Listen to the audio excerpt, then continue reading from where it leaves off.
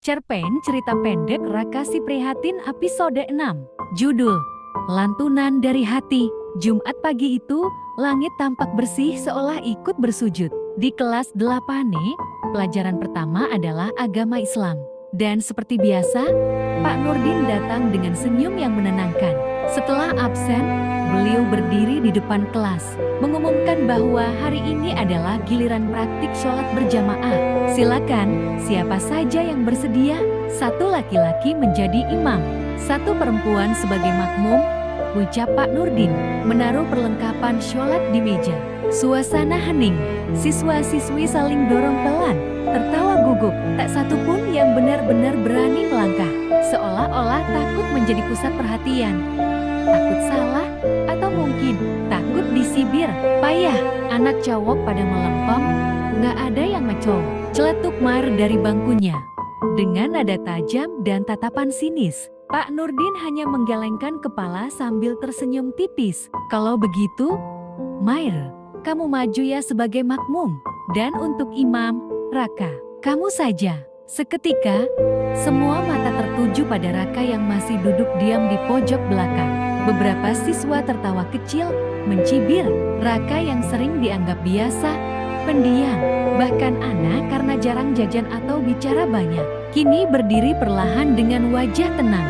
Mar memalingkan wajah, lalu menggeleng. Saya nggak mau, katanya datar. Ia kembali duduk. Gadis manis berkulit hitam bernama Desi, tanpa banyak kata, maju ke depan menggantikan posisi makmum. Raka berdiri di sajadah, tak banyak bicara. Ia hanya menarik napas perlahan. Dalam sujudnya, ada ketenangan yang tak bisa dijelaskan.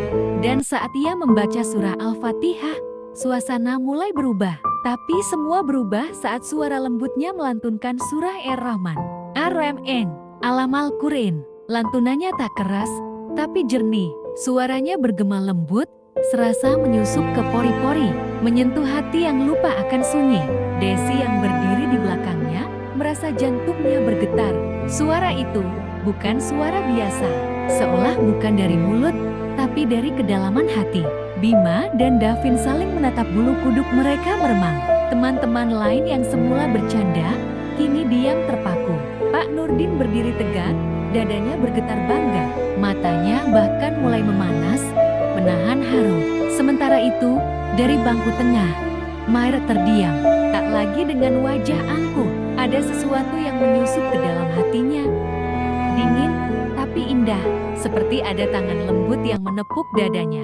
Kerongkongannya tercekat, dan untuk pertama kalinya, ia menatap Raka tidak dengan sinis, tapi penuh kekaguman dan rasa bersalah.